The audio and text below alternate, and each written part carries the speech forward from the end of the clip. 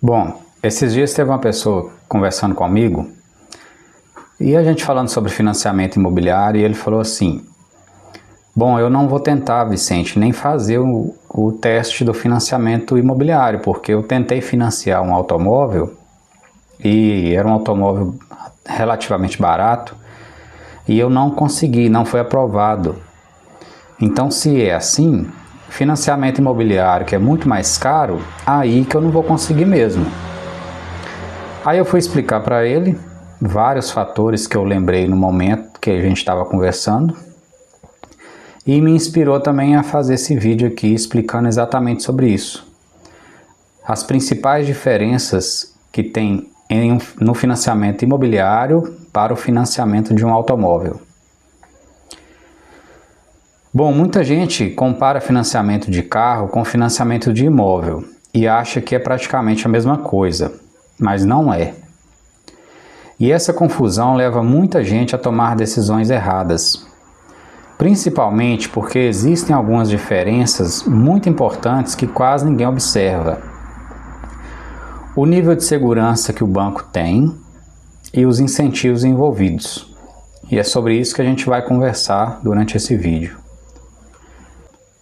Financiamento é tudo igual, mas essa comparação ignora dois pontos centrais: risco para o banco e incentivo do sistema. E isso muda completamente o jogo. No financiamento imobiliário, o banco tem uma garantia muito forte, que é o próprio imóvel. Se não houver pagamento, existe a possibilidade de retomada, e isso dá segurança. É por isso que permite ao banco que ele ofereça juros menores, prazos maiores e condições mais acessíveis ao financiar um imóvel. No carro, a lógica é exatamente o contrário. O automóvel perde valor muito rápido, ele sofre desgaste natural, ele pode não cobrir a dívida, então o risco é muito maior. Por isso, os juros são mais altos, menos prazo, mais dificuldade de acesso ao financiamento e um financiamento mais caro, com certeza. E aí no imóvel, além da segurança, existem ainda os incentivos, como por exemplo o Minha Casa Minha Vida, que são subsídios com entrada facilitada, com condições especiais. No meio rural, por exemplo, que também é uma área que eu atuo bastante, existe o Pronaf, que é um crédito com taxas muito menores, mas muito menores mesmo, ela é incomparável com o financiamento comum. Existe apoio à produção e moradia rural, e isso simplesmente não existe no carro. Outro ponto que pouca gente percebe é que a mesma pessoa pode ter baixo limite para financiar um carro e alto limite para financiar um imóvel.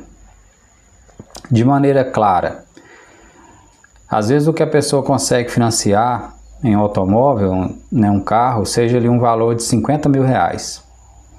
E se for uma casa, um apartamento, ela facilmente vai conseguir um limite de crédito de 300 mil reais. É uma comparação só para vocês terem uma visão, né, de números do que eu estou falando, para ficar algo bem claro. Porque o risco, ele é diferente e o sistema trata isso de forma diferente. Na questão financeira, por exemplo, né, no carro existe a depreciação, então em condições totalmente normais de uso, o carro vai depreciar, vai diminuir o valor.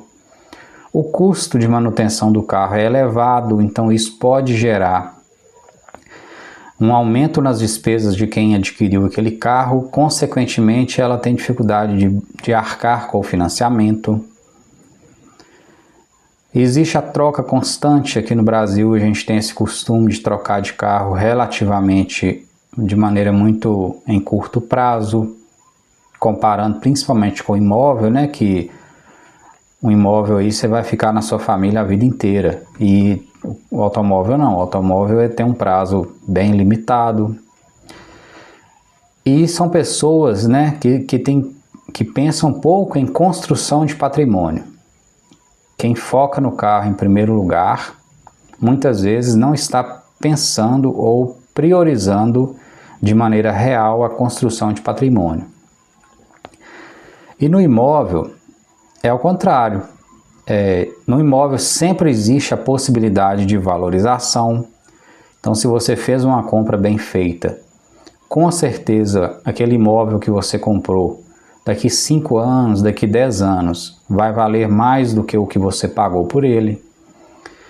O uso contínuo, seja um imóvel para você mesmo morar ou para você alugar, né? Um imóvel empresarial ou imóvel residencial que você pode alugar para alguém usar, ou um imóvel de lazer que mesmo você estando usando como lazer, ele está ali valorizando. Quem investe no imóvel são pessoas que já têm esse raciocínio de construção de patrimônio, não é apenas uma necessidade muitas vezes. Então a grande maioria das pessoas que compram imóvel estão pensando em construção de patrimônio. Isso já muda completamente a maneira como a pessoa organiza suas finanças e a estabilidade que o imóvel oferece. Aqui dá para citar também um exemplo assim bem drástico, né? Imagina uma situação de incêndio. Um automóvel pegou fogo. Pronto, ele não vale praticamente nada, vai ser vendido por ferro velho. Mas se um lote pegou fogo, às vezes ele até valorizou, porque o lote estava sujo e foi limpo pelo fogo, né? Estou incentivando a colocar fogo não, mas é uma realidade, acontece. Então o imóvel tem todas essas características, né, com diferença aí do automóvel. E isso no ponto de vista do banco, sem dúvida nenhuma, é muito considerado. Então o erro, gente, não é financiar. O erro é comparar coisas diferentes, como se fossem iguais. O financiamento não é tudo igual. Aqui fica até um incentivo para você.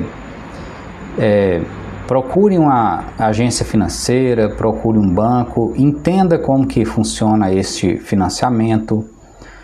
Pesquise mais do que uma só, né? Use um contato aí de agência bancária para você entender os seus limites de financiamento, entender como que funciona, entender prazos, porque muitas vezes as pessoas elas deixam para olhar isso depois que já até visitaram os apartamentos, visitaram os imóveis onde desejam morar. E aí já entra também esse erro, né? O ideal é que você entenda o sistema por completo antes de entrar nele. Se você tem dificuldade com isso, questão de tempo, de logística, a maioria das coisas hoje em dia já pode ser resolvido via internet. E também tem as ajudas profissionais que sempre são bem-vindas, né? No meu caso, eu sou um consultor imobiliário, que também atuo via internet, mas tem também advogados, tem também pessoas que estão nessa área que podem te orientar também. Às vezes perto de onde você está, de onde você trabalha, tem um advogado que pode te dar essa orientação, né, sem grandes dificuldades. Então financiamento não é tudo igual, porque o financiamento depende do risco, da garantia, desses incentivos que eu falei e da finalidade. E quem entende isso, decide melhor. Antes de decidir se deve ou não financiar, você precisa entender o tipo de financiamento, porque decisões parecidas podem ter consequências completamente diferentes. Para mais conteúdos como esse, para mais orientações, pode me seguir aqui nesse canal do YouTube ou pode entrar em contato comigo também lá no meu site vicentemaiaimóveis.com.br. Obrigado por assistir até aqui. Valeu!